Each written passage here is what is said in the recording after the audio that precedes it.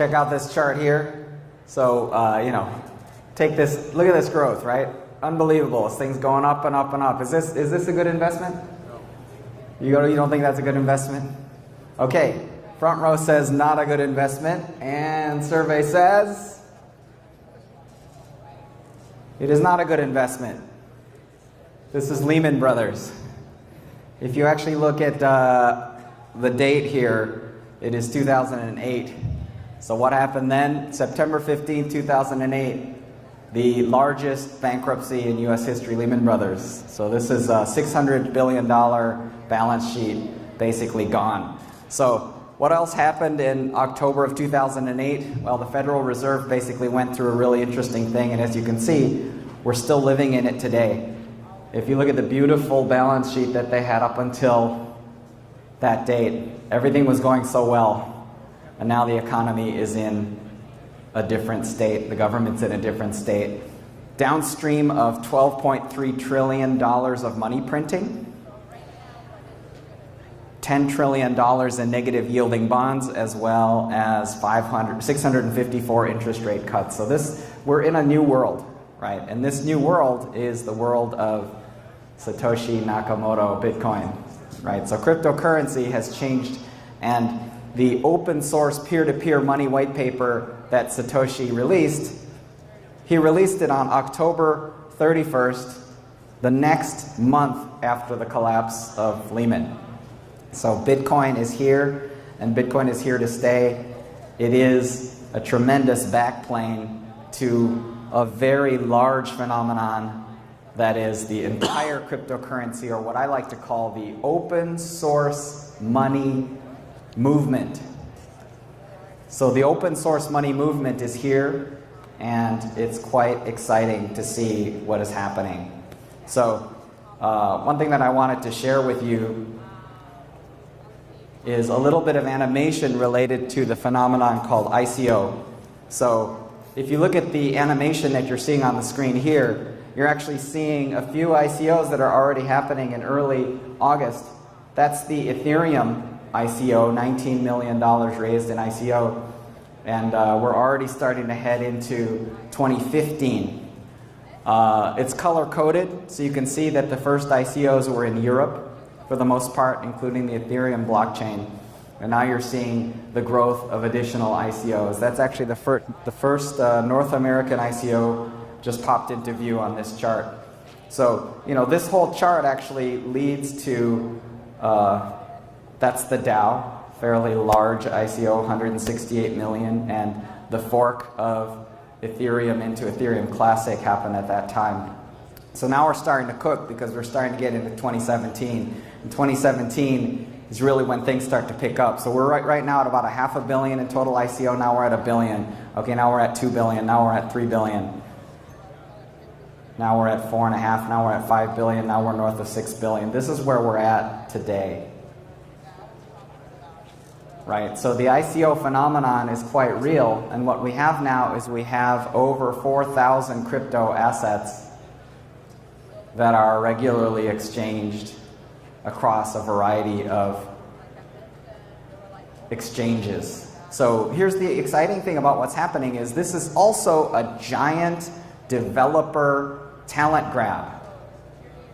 Right? So if you're a developer and you're thinking about what technology to get interested in, I'm thinking that blockchain and cryptocurrency could be, that could be your thing. So pretty exciting to look at.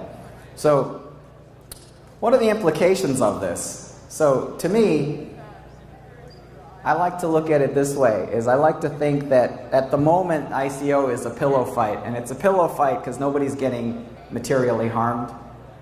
It may be north of $6 billion raised, but if you actually look at that in proportion, we're talking about a crypto sphere that's at least 300 billion. And if you look at that in proportion, here's the sizes of the large coins. At the moment, things are a little different. Bitcoin's quite a bit smaller. Ethereum's a little bigger. A couple of things happen. Ripple's a little bit bigger. But if you look at the pie slice at the very top center, that pie slice is ICOs. So compared to the size of all cryptocurrency, ICO is actually not that big. So it's a healthy diversification. So you can look at $6 billion and think, okay, it's not that big, right? But that's a pretty interesting relative statement, and how can I make such a statement? Well, look at this chart. So if you think about open source money and you think of Bitcoin as maybe 200 billion USD, maybe all of crypto is at 500 billion USD. It fluctuates. There's tons of like volatility in this space.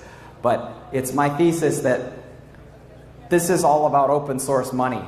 And open source money is going to do to proprietary money what open source software did to proprietary software. And it's going to happen faster because there's an incentivization model. So the thing that I think is extremely exciting that's happening here is you've got this little baby Pac-Man, Bitcoin, right? And he's got a lot of eating to do in order to eat all of the money. But I can tell you the thing that excites me about this device that you're looking at here, this is the blockchain terminal. And this is going to land on 80,000 hedge fund trader desktops, representing 16 trillion US dollars in assets under management. So if you think about that, like $16 trillion is about half of the amount of physical money that there is on Earth. So that's access to a pretty considerable pool of capital, and it's going to be an extremely big impact along what's known as the fiat to crypto interface, right? So this will enable lots of fiat currency to flow into the cryptocurrency world through this terminal, which is, I think, an amazing development. So to me, if I'm a developer, first of all, there's lots of shiny objects in developer land. I went to a convention in Santa Clara, and it was a triple convention. It was Blockchain Expo, IoT Expo, and AI Expo, right? I call the whole thing Buzzword Expo, right?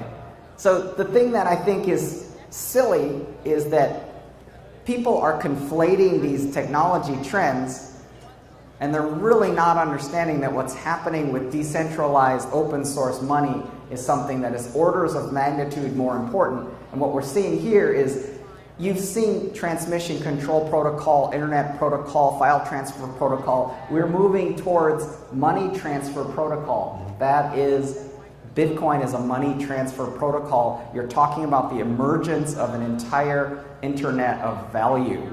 The fact that north of $6 billion can slosh into startups through cryptocurrency is more than the amount of venture capital that is flowing into anything during that period of time. So if you're a developer and you're thinking, what is the next technology that I should involve myself in, this is for sure orders of magnitude bigger than IoT Expo or, you know, and I'm an AI maximalist, but I still contend that AI is another technology, whereas this is something wholly different and much larger. So what I wanted to do is to talk about this context of the killer apps that will appear in this terminal. So I think one of the things that happens when this terminal lands on 80,000 desktops is, of course, trading. But I think the thing that is exciting to me is that this terminal has a potential to organize the entire cryptocurrency space. And one of the projects that I'm working on is a nonprofit called the ICO Governance Foundation. And the Governance Foundation is essentially developing, in conjunction with the Masari registry, with Consensus, and with the Ethereum blockchain, essentially an on-chain disclosure standard for ICOs. And we're developing something that's equivalent to like an S1 filing for ICOs. And you know, that's going to be deployed in the context of Blockchain Terminal as a killer app. The other thing that's extremely exciting to me about this is, you notice the URL here is cgblockchain.com. So the other killer app is actually a blockchain that helps to provide compliance applications. And the compliance applications will be not just for crypto hedge funds, but it will be for all hedge funds. So all 80,000 desktops that get this software and hardware combination, they're all going to be powered by a CG blockchain compliance guard solution. Now obviously that's an optional solution, but the thing that will do is it will be the killer app within a killer app store. So that to me is the excitement here, right? Which is that developers are all familiar with the iTunes App Store, they're all familiar with the Google Play App Store. Well, for financial services professionals and for cryptocurrency, this blockchain terminal is going to be the cryptocurrency app store. Now, it's not an app store for decentralized applications on your phone for consumers. This is going to be the app store for hedge fund trading professionals. But when you want to talk about deploying your applications in that kind of an environment, what you get is you get access to tens of thousands of financial users who are moving trillions of dollars in volume. So, that's a huge leverage point.